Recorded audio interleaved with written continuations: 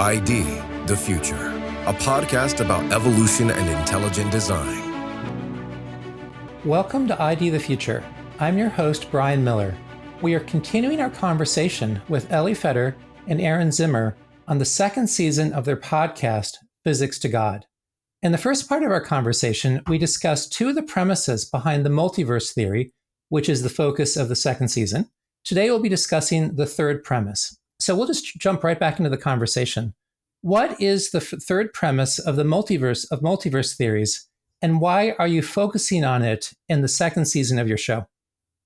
So I guess maybe even before, I'll just define what the third premise is, but I really have to talk about why we need a third premise. Okay, so and to explain the premise is going to take a little bit of work. So just in its raw form, we call it the typical universe premise. And the idea is that from the set of all possible universes that contain intelligent observers, our universe is typical. Okay? From the set of all possible universes that contain intelligent observers, our universe is typical. This is sometimes known as the principle of mediocrity. Physicists use that. Okay, now why? We're going to have to unpack that slowly. But let's just talk about why do we even need a third premise? Oftentimes, the multiverse is just presented with the first two premises, and we call that a naive multiverse because we don't think any physicists really maintain this naive multiverse. Popular presentations often do, but I think they miss the subtleties of the challenges of multiverse and why you need this third premise. So let me just first talk about what's wrong if you only posit the first two premises, okay? So the first two premises, again, are, the first one is that there are infinitely many universes. Two is that these are varied, that the constants and the laws and initial conditions, they vary from universe to universe. Okay, and the argument would go is that if there truly is an infinite varied multiverse, then everything is going to happen. Everything is going to happen somewhere. There are infinitely many universes, and the laws and the constants and initial conditions are randomly staggered throughout all these universes. And according to physicists, in such an infinite multiverse, they say this, like Alan Guth says, in an infinite multiverse, everything that's possible will happen, and it will happen an infinite number of times. So basically, everything happens. There are universes with fire-breathing dragons. There are universes with the sea splitting. There are universes with resurrection. There are universes with voices coming out of the sky. There's universes where I'm a basketball player and you're a stock investor. There's everything. Every universe. There's universes where they have in their videos where the Statue of Liberty has four arms. So you're wild. Let your imagination go wild. Everything you can imagine that's possible is another universe in this multiverse. And the idea is that if you try to say, why are our constants the way they are? Oh, because in one universe in the multiverse, there has to be one universe that has just the right constants, and we happen to be in that universe. That's like the naive version of the multiverse argument. And our argument is that is a multiverse of the gaps. The idea is that using such a multiverse, a naive multiverse, you could explain away anything and everything. For example, imagine you had a voice coming from the heavens, and the voice would say, I am God, I created the universe, I fine-tuned the fine structure constant to be 1 over 137.0359999, and so on and so forth. There's no multiverse, it's all make-believe, this whole thing is, whatever the voice you wanted to say. If you were a true naive multiverse theorist, you could say, wow, in one universe, in the infinite multiverse, there's going to be one of them that's going to have that voice, a quantum fluctuation of that sound by chance alone. Apparently, we happen to be in that one universe. That's unbelievable. And you could explain that. And the idea is you could explain anything. You could explain life, the origin of all of life. You don't have to have a theory of evolution. You could just say, there was a quantum fluctuation of our entire universe, everything just the way it is at this moment. You don't need evolution. You don't need any science, any problem you ever have. You can always explain and just say, there's one universe that's going to happen to have that configuration. And the experimental result, you say, well, we happen to be in the universe where that happens. And that's the idea, is that a true naive multiverse can explain anything and everything. And as such, it doesn't explain anything at all. So to just have a naive multiverse that doesn't really explain our constants, because it explains everything, and that's not really an explanation. To get around that problem, you have to come to the third premise, which is the typical universe premise. So maybe Aaron can pick up from here. Okay. So the typical universe premise is if you step back and most people don't realize, you think a multiverse doesn't make any predictions. That's why people say it's not scientific, but it really does make one prediction. Okay, it's not a classic prediction in this sense of normal science where I made a real prediction. Let's go out and test it and let's see if it's true or not. No, it doesn't quite do that, but it predicts that we would be the typical observer in the typical universe. So if you can imagine, look, all the infinite number of universes which don't have intelligent observers, of course, we couldn't observe a universe like that because they have no intelligent observers in them. Nobody could observe them. So, of course, that makes sense why we don't see a universe without intelligent observers. That's impossible. But now there's an infinite number of universes that do have intelligent observers. And if you're going to explain our observation, the world we see through an observer bias, so now you would think that we would find ourselves in the universe which is most typical or very typical, that has not a universe which is extremely rare. So, like Elie was saying, if there are, multiverse scientists agree, there are universes with intelligent observers and fire-breathing dragons, but a multiverse would not predict that we would find ourselves to be in a universe with fire-breathing dragons because they're rare, they're unlikely.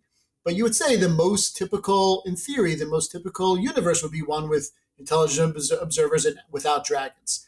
And therefore, multiverse doesn't explain anything. It only explains the typical universe. And and that's a type of a prediction that we should observe what the standard typical universe should be. And the voice. We wouldn't predict the voice. Yeah, you're not going to predict a voice that comes down from heaven and denies multiverse.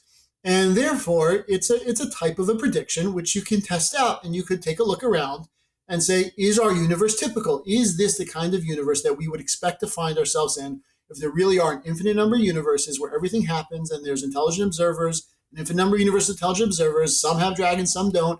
Would we expect to find ourselves in a universe like our own? And that's a type of prediction which you can test out. Is it true? Is it false? And that's why it's surprising. It avoids the naive multiverse problem because it can't explain everything. And it kind of lets you test out multiverse ostensibly. Is it true or false? And when you try to do that, when you try to test out is it true or false, you end up, it seemingly is false. And that's where really, and that's what we develop as the two problems, the Boltzmann brain problem, the grand universe problem. Yeah, I've heard about the Boltzmann brain problem before, which was really intriguing. Could you flesh that out some? Yeah. Okay. So again, just to add on or to summarize Aaron's point about why we need the typical universe. The idea is that multiverse is trying to explain the universe we observe by chance. And the idea is that there are infinitely many universes, and we just happen to be in our universe. But if you're trying to say that our universe is the result of this grand lottery, then you have to be in a universe which you would expect to find, assuming you would just happen to be in a universe. So, of course, we expect to find ourselves in a universe with intelligent observers, but is our universe special? Does it have much more that we wouldn't expect? Or are we the typical observer, the typical intelligent observer in this grand multiverse? And that's the question. Is our universe special, or are we the typical observers in an infinite multiverse? And the idea of the Boltzmann brain problem is basically a suggestion. This is thought of by Ludwig Boltzmann back in 1895. Eddington is one who had the argument. Eddington had the argument. Yeah, against Boltzmann's multiverse. So the idea is that if you truly were in an infinite multiverse where everything possible happens, so the question is, what would be the most likely way to get my brain?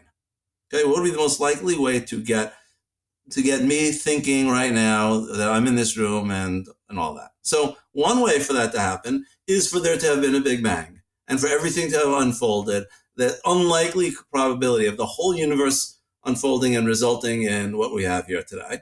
Again, the highly ordered Big Bang. Or the other way is that really there's just a chaotic universe with a bunch of particles floating around, and they happen to coalesce in a quantum fluctuation to result in a disembodied brain. Exactly the configuration, exactly as my brain is at this very moment. And the odds of, you do the math and with the entropy and the calculations, the odds of getting just a brain, what's known as a Boltzmann brain or a freaky observer, as it's sometimes known, the odds of that is much, much higher than getting our entire universe, getting the Big Bang and our entire universe. It's so much more order and so much more unlikely. And therefore, what the paradox says is that if you really believe that there's an infinite multiverse, then you're going to predict that we are a typical observer. And a typical observer is going to be one of these Boltzmann brains. And that's a problem. That leads you to that's a problem, is because believing in the multiverse is going to predict that we are a Boltzmann brain. But the problem is, if we really are a Boltzmann brain, then all of our scientific theories are garbage. Also, you just don't want to be a Boltzmann brain. Yeah, I don't want to. Nobody wants to be a Boltzmann brain. Right, exactly. So the idea is that we're not. The argument is we're not really a typical observer in the infinite multiverse. The typical observer in infinite multiverse is a Boltzmann brain. Many more of these Boltzmann brains, and there are what they call regular observers or normal observers than people like us. That's one problem. The other problem is that the typical universe, our universe doesn't just have us, and it doesn't just have Earth, and it doesn't just have our solar system. We really exist there's 100 billion stars in our galaxy, and there are 100 billion galaxies with 100 billion stars each. And the idea is that the typical universe, the typical observer in an infinite multiverse, you wouldn't expect him to have such a grand universe. Why do we have so much more order and structure beyond our own universe? If we're really saying that we are just chance alone and the observer bias is explaining how we exist, it doesn't explain all of the grand universe in which we find ourselves. Our universe seems to be far from typical. And because Multiverse makes a prediction that we are a typical observer, it turns out that it seems to be falsified by the Boltzmann brain problem and by the grand universe problem. Those seem to indicate the typical observer is something very different than us. That's like an irony that happens with Multiverse. They often say this, the anthropic principle, which is based upon mankind. Anthros. It's based upon humans. So there's a certain irony that it used to be scientists generations prior. They would attack religious people and say, you're making everything about man. Everything is about people, mankind, and it's the whole universe is for you. And that's the Feynman's classic quote of the stage is too big for the drama. And now it comes out because of this the multiverse that they have to maintain that yes, there's 100 billion galaxies out there, but the most typical way of getting a human being is by having hundreds of billions of galaxies. And in a certain sense, it's not that the universe is designed for humans, God forbid that they would say something like that. But it's that in order to get human beings, you need hundreds of billions of galaxies. I mean, it does, as opposed to if you believe in an intelligent cause for the universe, you don't have to say everything is made exclusively for mankind. So it's like an interesting irony, a twist in history, is that multiverse scientists are now having to use an anthropic argument, and the whole universe is there in order to explain how you get one human being who can observe the universe and go, I wonder why it's fine-tuned. So it's just an interesting twist of history. That's really amazing. So traditional fine-tuning arguments were stating that, well, if you look at the laws of nature, they seem to have been designed with a purpose for life. But what you're saying is even more, is that even if you look at all possible universes that could support life, our universe is very, very, very special, even in that ensemble. That's a very powerful argument. Now, how have cosmologists tried to address this measure problem, and why do they even call it the measure problem? Okay, so we'll take a step back. Now, the measure problem is really is a response to the Boltzmann brain solution, or the question on them is. So it's much worse than we presented. This is not even the problem with multiverse, the Boltzmann brain and the grand universe. It's so much deeper and so much worse, because if you think about an infinite multiverse, there aren't just an infinite number of every possible types of universes. There's an infinite number of copies of every single type of universe. So our universe exactly, there's an infinite number of duplicates of it. And when you have an infinite number of duplicates and copies of every single kind of universe, it's impossible to actually say which one of them is typical, because there's an infinite number of every single type. And when you're comparing infinities, it's impossible to take probabilities in any straightforward way. So it doesn't even make a prediction. It doesn't even make really when you get down to it, multiverse doesn't even on its own make a false prediction. It makes no prediction, in which case it becomes like the naive multiverse that we were talking about in the beginning. And the only way that you can get any prediction out of multiverse is by introducing these things called measures. Measures are an external ad hoc constraint that you place onto the multiverse. It's a meta law that says that certain kinds of universes are more probable than others. And that allows, there's different possible measures you can try out. The measure doesn't emerge from eternal inflation or string theory or any other natural law of nature. It's some external thing that a multiverse scientist comes up with, and they place this measure on the multiverse, and they say, if this is the measure that governs the entire multiverse and tells me which universes are more probable or not, then I could try to see, given this measure, are we living in a typical universe? And they try out different measures in order to say that we are probably not Boltzmann brains, we're probably normal observers. And that's essentially the method they use, measures, in order to solve the Boltzmann brain problem, the grand universe problem. They're trying to find a measure that would say that we are typical observers in the typical universe. But of course, the introduction of measures carries its own problems, which is ultimately undermines the entire multiverse. And we call that the 3 layers of the measure problem. Right. So basically the 3 layers of the measure problem. The first thing is the whole idea of introducing measures is an ad hoc addition. There's nothing about any theory of physics that says there's such a thing as measures. Assuming you posit, even if you want to posit eternal inflation predicts an infinite number of universes, there's nothing to say that there's any way to weight these and to put a measure on them. And what really just happens is you've got infinitely many universes where anything and everything happens, and you're stuck with a naive multiverse, which is basically false prey to the multiverse of the gaps. And it's true that physicists want to posit a measure because it's what allows them to do any science and to explain anything and not everything. But that doesn't mean it's true. They're just making up the whole idea there is such a thing as a measure. But they'll say that's one problem. The second problem is when physicists posit measures, they've been trying for decades to find a measure which will make our universe typical. They try to tame the Boltzmann brains or something to that effect. The freaky observers, they try to find the measure which will have less freaky observers, and normal observers will be more likely, more probable, will be a typical observer. And the idea is that all the measures that they've tried to date don't work out. Basically, all the measures which they have result in the fact that Boltzmann brains are much more likely than us. Or other types of problems. And they've been doing this for decades, and dozens of measures have been tried, and none of them work. Right. So the whole idea of introducing a measure is an ad hoc thing. And then even when they try it, it hasn't worked. And their hope is that they're going to still keep looking, and they're trying to play around with all the mathematics to try to work out a measure which will work. And this is the third layer of the problem, is that even if one day these intelligent multiverse scientists find exactly the right measure, which yields that our unbelievable, amazing, ordered, structured universe is going to be the typical universe in the infinite multiverse, you have the problem is what fine-tuned this measure, what designed this measure. We've got all these other measures out there which are possible, and our grand multiverse happens to be governed by the one measure, which is not an intuitive measure, but it's the measure which causes our universe to be the typical universe. That itself hasn't explained fine-tuning. You're just pushing the fine-tuning back from fine-tuning our constants and the design of our laws to being the fine-tuning design of the measure, which is responsible for selecting our the likelihood, the typical universe in our infinite universe. Multiverse. Oh, that is very profound and very, very clever argument. Now, what is the takeaway? Like, as people go through your podcasts, they hear these arguments, they believe them. What is the implications you want them to gain from this argument?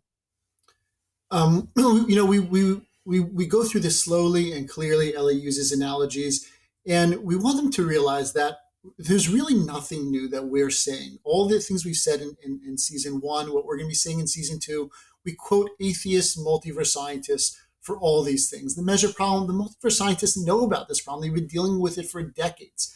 And they just have the hope that one day they'll solve it and they'll be able to explain fine-tuning.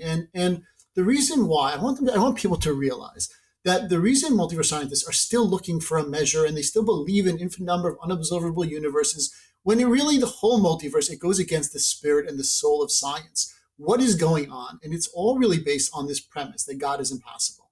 And it's if you believe that there's just simply the whole idea of God makes no sense, it's illogical, because what caused God? What does God even mean? Who designed the designer? Who fine-tuned the fine-tuner? And all these series of questions. If you don't know how to answer that problem of what God means, and multiverse scientists believe you can't answer these questions, then there really is no other solution than this multiverse and looking around for measure for decades that's going to be fine-tuned anyway. And I just want people to realize we're not coming up with anything. We're just presenting it in a certain way. But ultimately, the multiverse is simply, it's the last attempt that ultimately just simply fails miserably, even in the framework of multiverse scientists themselves. And it's really based, the only really thing motivating multiverse scientists at the end of the day is the fact that they really see no other possibility. So it sounds like the clear interpretation of the evidence is there's a creator. You see purpose, you see design. But from what you're saying, it sounds like many scientists are absolutely unwilling to consider that possibility. So they're willing to follow a path that essentially leads to the collapse of science itself. Is that a fair statement?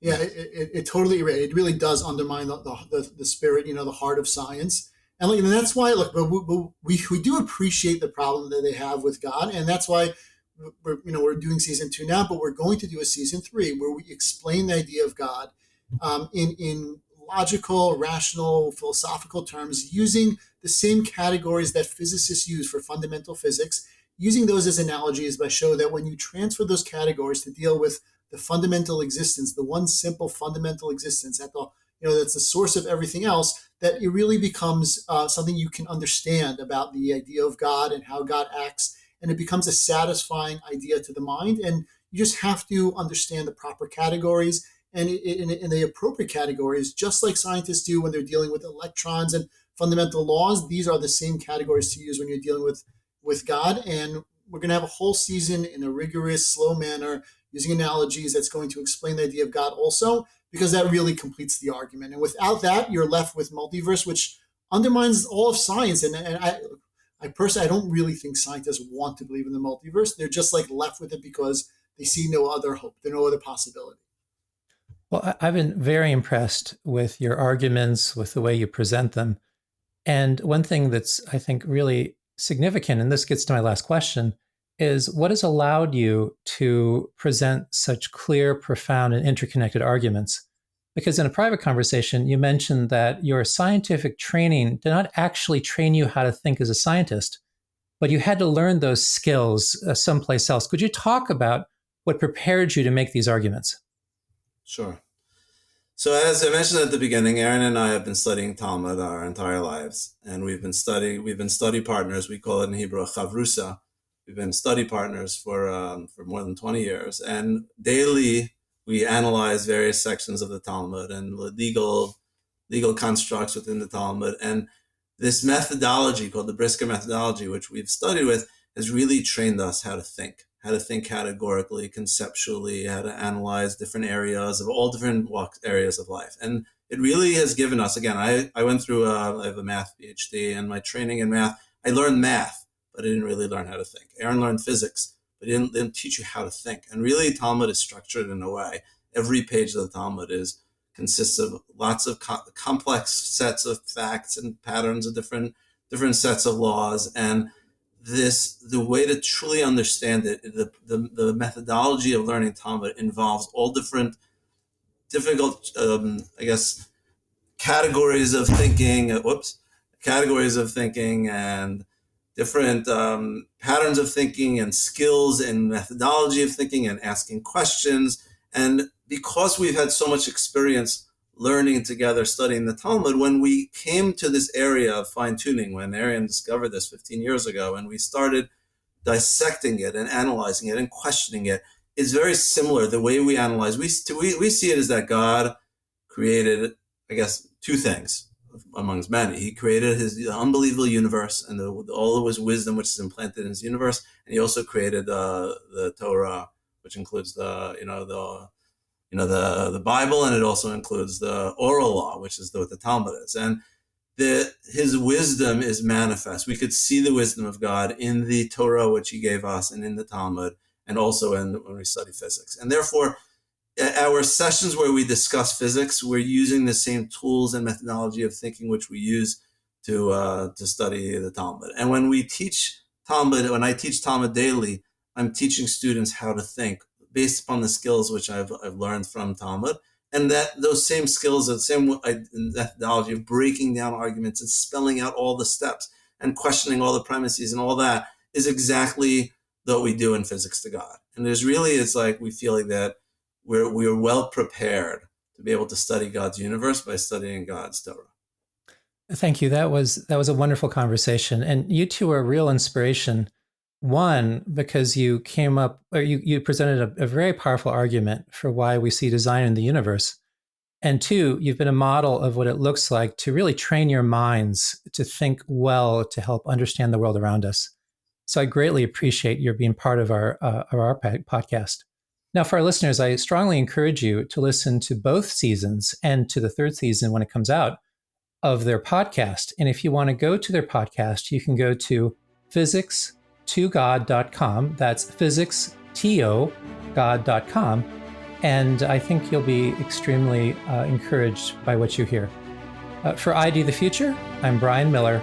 Thanks for listening. Visit us at idthefuture.com and intelligentdesign.org. This program is copyright Discovery Institute and recorded by its Center for Science and Culture.